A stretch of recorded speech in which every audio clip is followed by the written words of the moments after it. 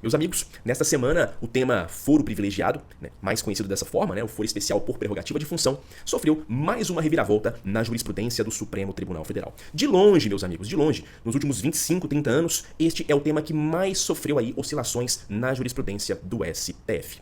E me parece que as decisões do Supremo sobre este assunto seguem muito a sorte de um casuísmo, Ou seja, elas estão pautadas muito nos casos concretos que são levados então ao conhecimento da Corte. Gente, o chamado foro privilegiado de nada tem de privilegiado, Vejam, o foro especial por prerrogativa de função, ele foi concebido com o intuito de que as altas autoridades da República pudessem ser julgadas por órgãos próprios do Poder Judiciário. E aí, certas autoridades, previstas na própria Constituição da República, são julgadas pelos crimes, a elas imputados no Supremo Tribunal Federal. Gabriel, por quê? Gente, para garantir um julgamento imparcial, para garantir um julgamento isento, realizado não por um juiz, mas sim por um colegiado de magistrados.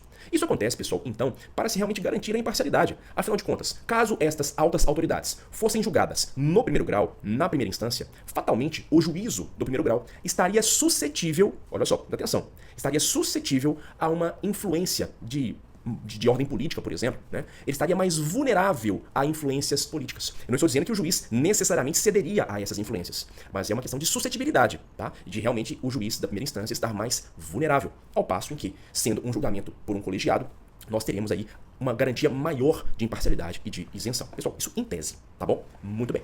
Agora, não há privilégio por quê? Porque, gente, uma vez sendo julgado no Supremo Tribunal Federal, vejam vocês que o espaço de insurgência, o espaço de recorribilidade é extremamente reduzido. Você até pode se insurgir contra o que foi decidido pela Corte, mas não há se falar aqui em um duplo grau de jurisdição. Então, aonde está o privilégio? Se você não tem nem mesmo como se insurgir, como impugnar verdadeiramente o que foi decidido pela Corte.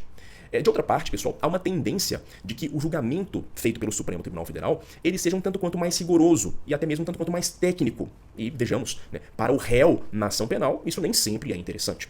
Em terceiro lugar, nós sabemos, até porque foi comentado há pouco, nós sabemos que por vezes o Supremo ele é chamado a tomar algumas decisões levado muito pela influência de outras instâncias. O Supremo ele acaba cedendo ao calor, por exemplo, da política. E isso não é nada interessante para a persecução penal, para o processo penal. Então, pessoal, convenhamos, eu não vejo nenhum privilégio em ser julgado no Supremo Tribunal Federal.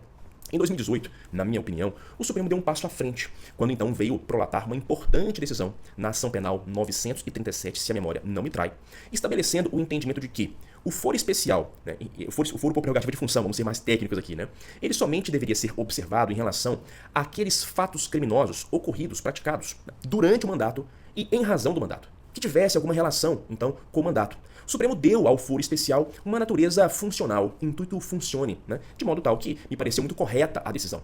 E o Supremo disse mais, terminado o mandato, não exercendo mais a função, o processo seria remetido, então, a outras instâncias inferiores, ao primeiro grau, por exemplo.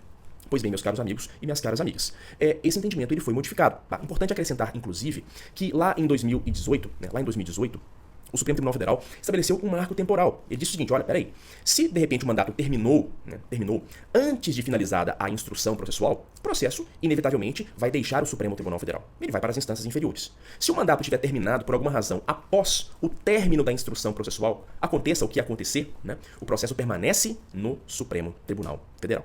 E agora, pessoal, o Supremo, então, veio traçar uma outra decisão. Olha só a tese que foi fixada, pessoal.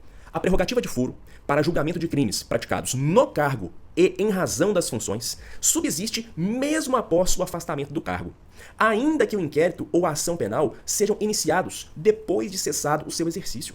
Meus amigos, o Supremo veio aqui decidir que a sua competência do Supremo Tribunal Federal é mantida ainda que o indivíduo não mais esteja ali ocupando o seu cargo, não mais esteja exercendo o seu mandato e ainda que o processo, o inquérito, a ação penal não tenha sido iniciado. Ou seja, mesmo que o processo, o inquérito, a ação penal tenha iniciado após o fim do mandato, após aquele indivíduo, aquele réu, não mais ocupar aquela posição, aquele cargo.